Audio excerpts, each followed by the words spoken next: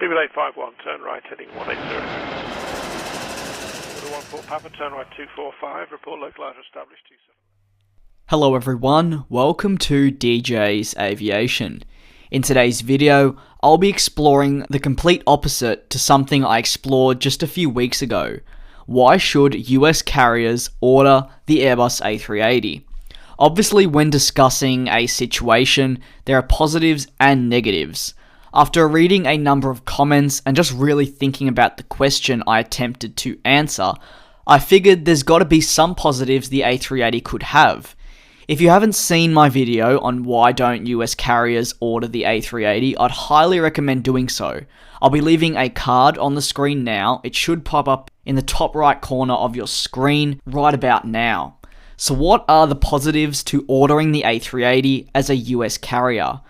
I don't know how I'm going to structure this video right now as I'm recording this.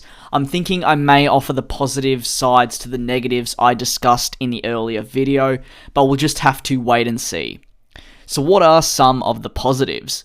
We'll begin with peak travel months. The Airbus A380 is the largest passenger plane in the world, and therefore means it can pack quite a number of passengers into it. What are the benefits to doing this? Well, with more travellers and let's say an A380, it means more can fit on the aircraft and be transported from point A to point B. Let's take a look at ANA for a second.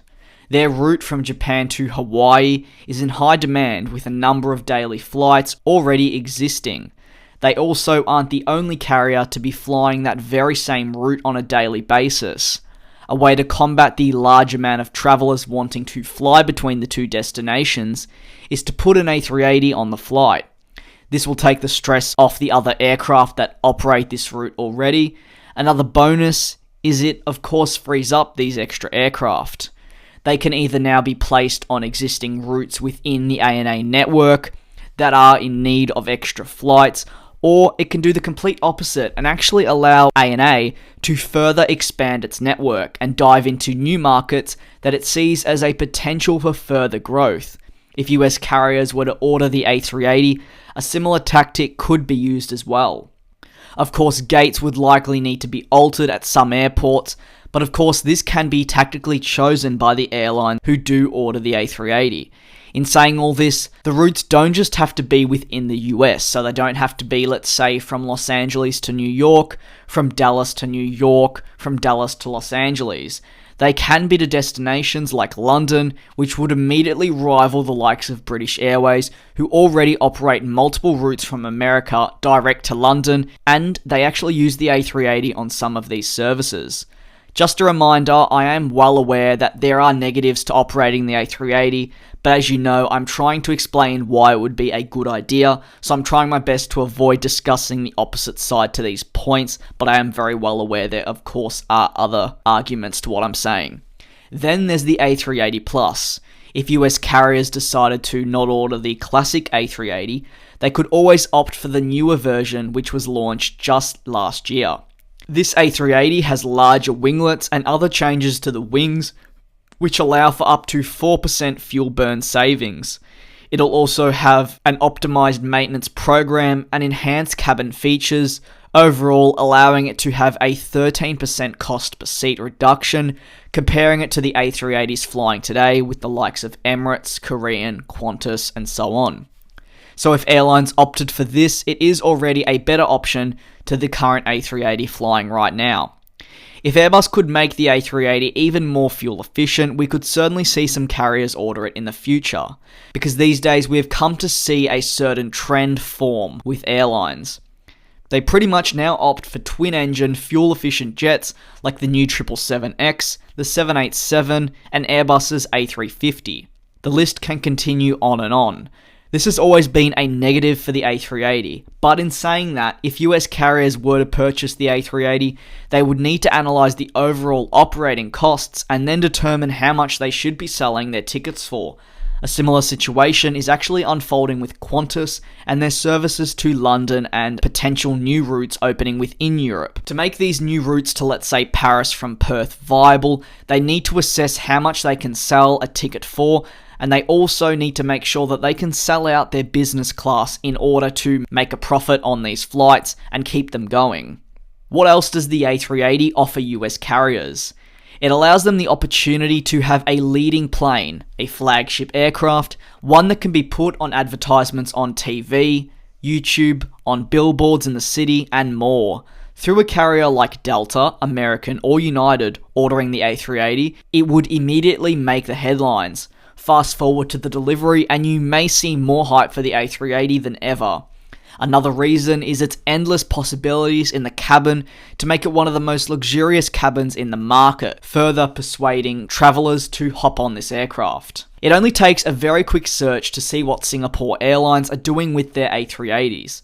Despite sending their oldest A380s away, the airline has completely revamped its cabin to offer an apartment-like room. In fact, Emirates are actually also following in Singapore's footsteps, with completely enclosed first-class suites to feature on their Airbus A380s from 2020. Again, this is completely changing the game. If a US carrier did something similar, or completely changed the game with a new cabin product, this could be another reason for passengers to pay more or flock to the Airbus A380 if they had the choice between the 777, 787, or Airbus A350.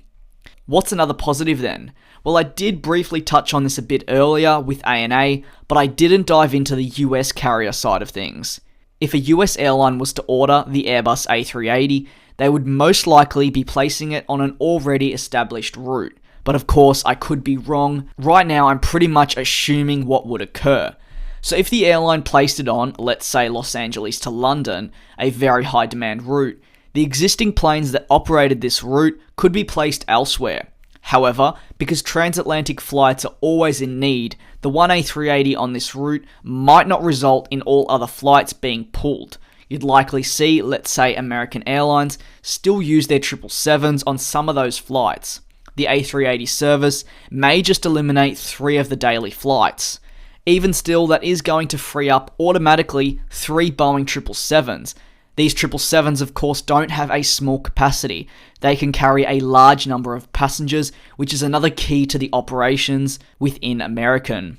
Once these 777s have been freed up, they then can be used on other in-demand routes, or like ANA, placed on new services, for example, Melbourne. This is an added bonus for American as it allows them to further expand their network while still having their flagship A380 operating on a very, very high demand route to London.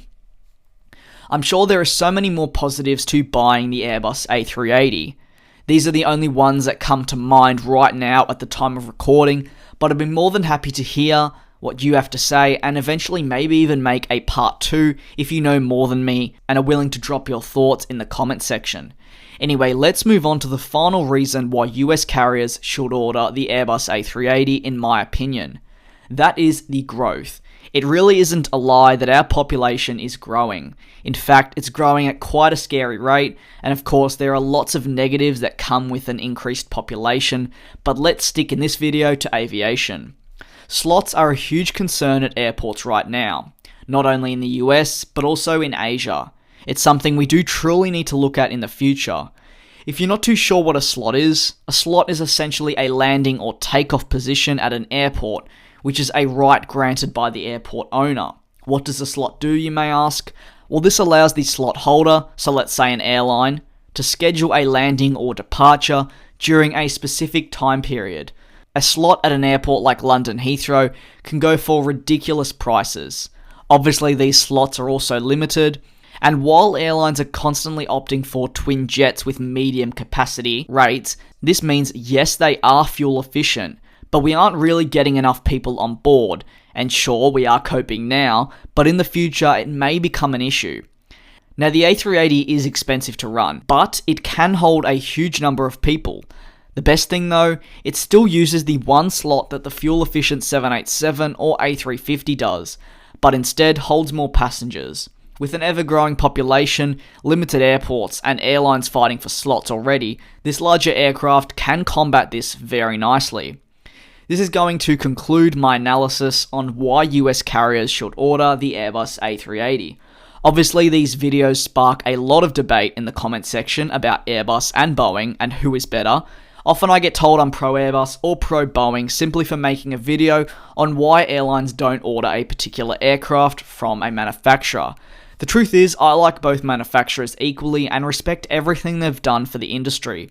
As someone who creates videos on YouTube, for the most part, I can't be sticking to one side as news comes up. Even if it sheds negative light on a manufacturer, just because I'm making a video on that doesn't necessarily mean I have a negative view on the manufacturer itself.